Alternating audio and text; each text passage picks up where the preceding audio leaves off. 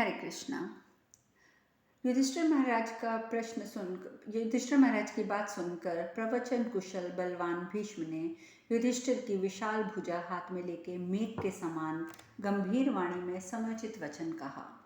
वे बोले, कुंती नंदन युधिष्ठिर, सौभाग्य की बात है कि तुम मंत्रियों सहित यहाँ आ गए। सहस्त्र किरणों से सुशोभित भगवान सूर्य अब दक्षिणायन से उत्तरायण की ओर लौट चुके हैं।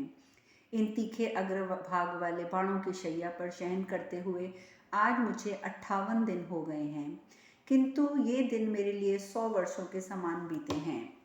युधिष्ठिर, इस समय चांद्रमास के अनुसार माघ का महीना प्राप्त हुआ है। इसका ये शुक्ल पक्ष चल रहा है, जिसका एक भाग बीत चुका है, 3 भाग बाकी हैं। शुक्ल पक्ष से मास का आरंभ मानने पर आज माघ शुक्ल अष्टमी प्रतीत होती है। धर्मपुत्र युधिष्ठिर से ऐसा कहकर गंगानंदन भीष्म ने धृतराष्ट्र को पुकार कर उनसे भी समुचित वचन कहा। भीष्म जी बोले, राजन, तुम धर्म को अच्छी तरह जानते हो। तुमने अर्थ तत्व की भलीभांति निर्णय किया है। अब तुम्हारे मन में किसी प्रकार का संदेह नहीं है, क्योंकि तुमने अनेक शास्त्रों का ज्ञान रखने वाले बहुत से विद्वान ब्राह्मणों की सेवा की है, उनके सत्संग से लाभ उठाया है। मानुजेश्वर, तुम चारों वेदों, संपूर्ण शास्त्रों और धर्मों का रहस्य पूर्ण रूप से जानते और समझते हो। कुरुनंदन, तुम्हें शोक नहीं करना चाहिए। जो कुछ हुआ वह अवश्यंभावी था। तुमने श्री कृष्ण द्वैपायन व्यास जी से देवताओं का रहस्य भी सुन लिया है। उसी के अनुसार महाभारत की सारी घटनाएं हुई हैं। ये पांडव जैसे राजा पांडु के पुत्र हैं, वैसे ही धर्म की दृष्टि से तुम्हारी भी हैं। ये सदा गुरुजनों की सेवा में संलग्न रहते हैं। तुम धर्म में स्थित रहकर अपने पुत्रों के समान ही इनका पालन करना। धर्मराज युधिष्ठिर का हृदय बहुत ही शुद्ध है। वे सदा तुम्हारी आज्ञा के अधीन रहेंगे। मैं जानता हूँ वे सदा तुम्हारी आज्ञा के अधीन रहेंगे, और मैं ये भी जानता हूँ कि इनका स्वभाव बहुत ही कोमल है और ये गुरुजनों के प्रति बड़ी भक्ति रखते हैं। तुम्हारे पुत्र बड़े दुरात्मा, क्रोधी, लोभी, ईर्ष्या के वशीभूत और दुराचारी थे, अतः उनके लिए तुम्हें शोक नहीं करना चाहिए। वैशंपायन जी कहते हैं, जन्मेजय, मनीषी धृतराष्ट्र से ऐसा वचन कहकर भीष्म जी ने महाबाहु भगवान श्री कृष्ण से इस प्रकार कहा। भीष्म जी बोले, भगवान दिवेश्वर, देवता और असुर सभी आपके चरणों में मस्तक झुकाते हैं। अपने 3 पगों से त्रिलोकी को नापने वाले तथा शंख चक्र गदा धारण करने वाले नारायण देव, आपको नमस्कार है। आप वसुदेव, हिरण्यात्मा, पुरुष, सविता, विराट, अनुरूप, जीवात्मा और सनातन परमात्मा हैं। कमल नयन श्री कृष्ण, पुरुषोत्तम, वैकुंठ, आप सदा मेरा उद्धार करें और अब मुझे जाने की आज्ञा दें। प्रभो, आप ही जिनके परम आश्रय हैं, उन पांडवों की सदा आपको रक्षा करनी चाहिए। मैंने दुर्बुद्धि एवं मंद दुर्योधन से कहा था कि जहाँ श्री कृष्ण है वहाँ धर्म है, और जहाँ धर्म है उसी पक्ष की विजय है। इसीलिए बेटा दुर्योधन, तुम भगवान श्री कृष्ण की सहायता से पांडवों के साथ संधि कर लो। ये संधि तुम्हारे लिए उत्तम अवसर आया है।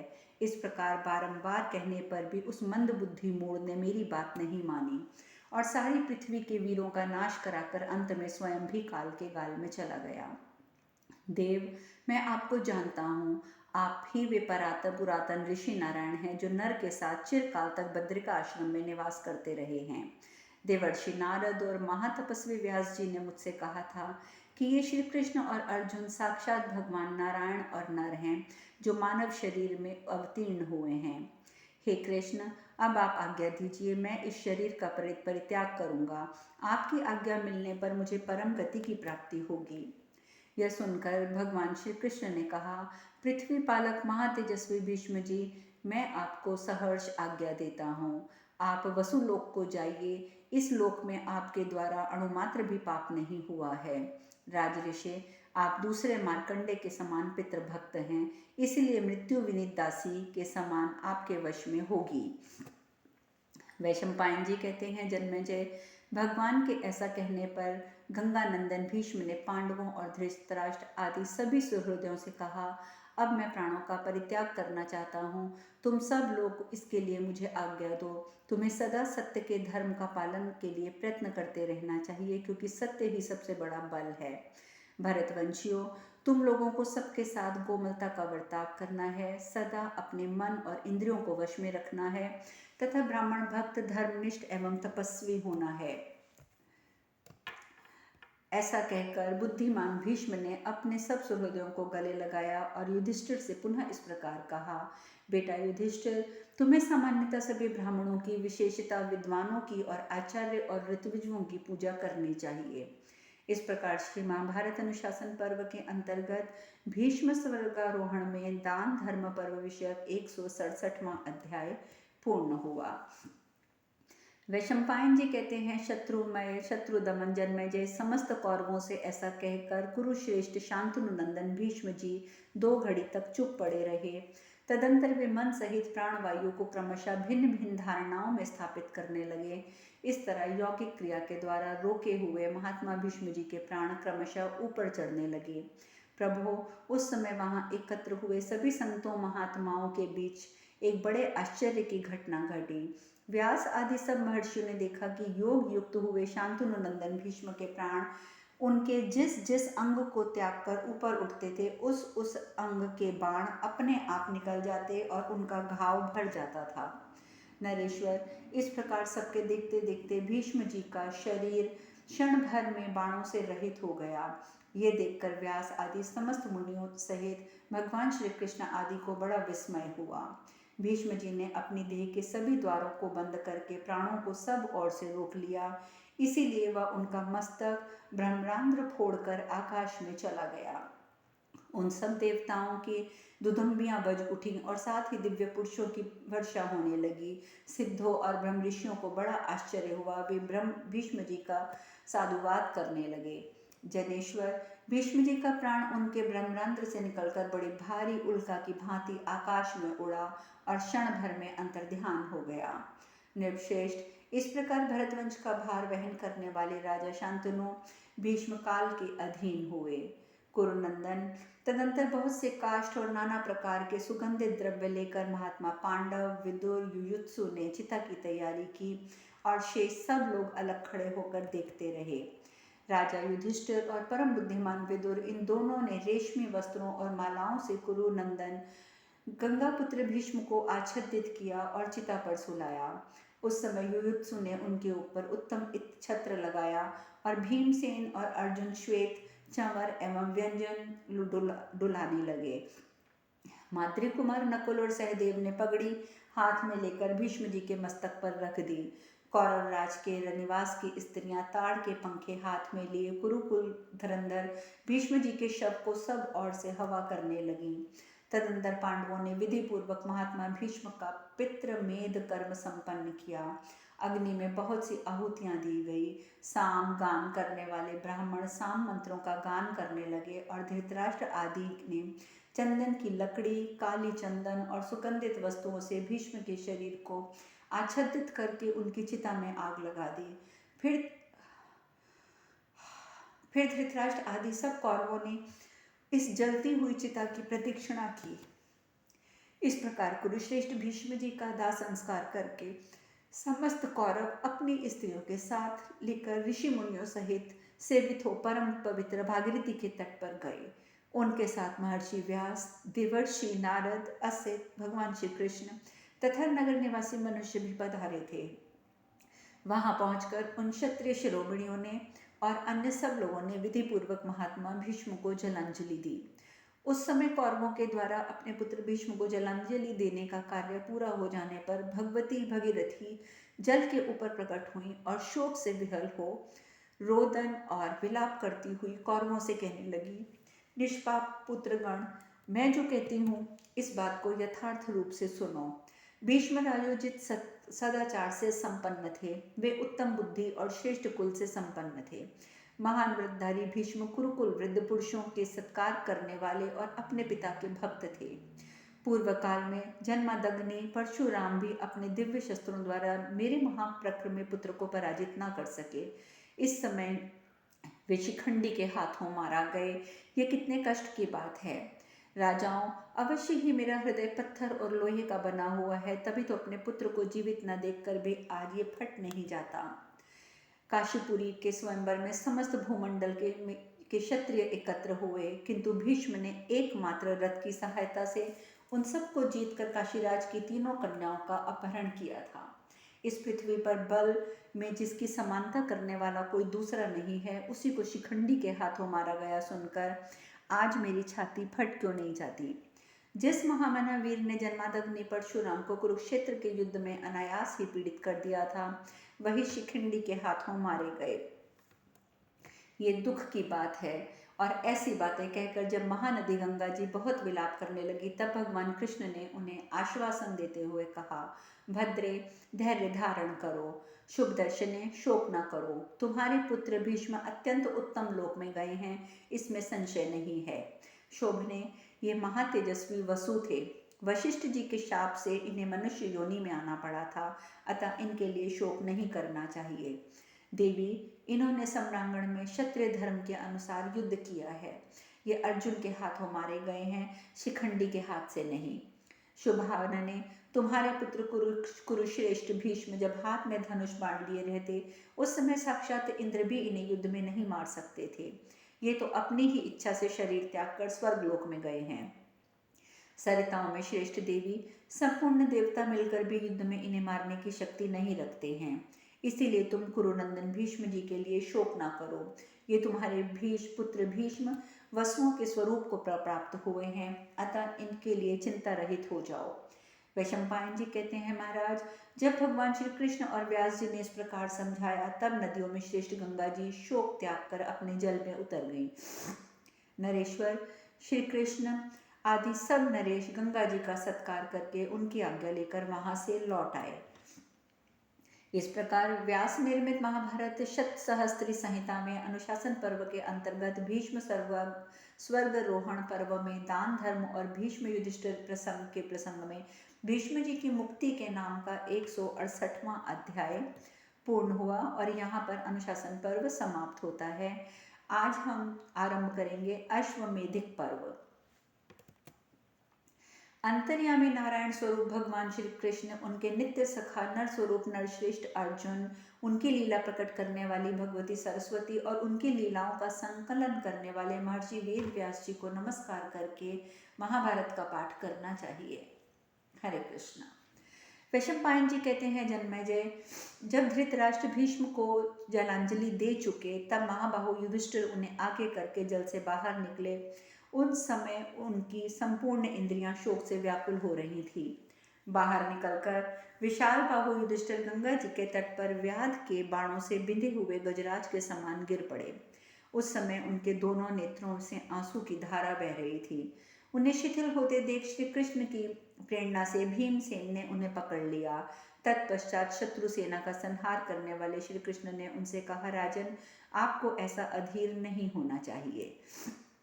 राजन, वहां आए हुए समस्त भूपालों ने देखा है कि धर्मपुत्र युधिष्ठिर शोकार्त होकर पृथ्वी पर पड़े हैं और बारंबार लंबी सांसें खींच रहे हैं।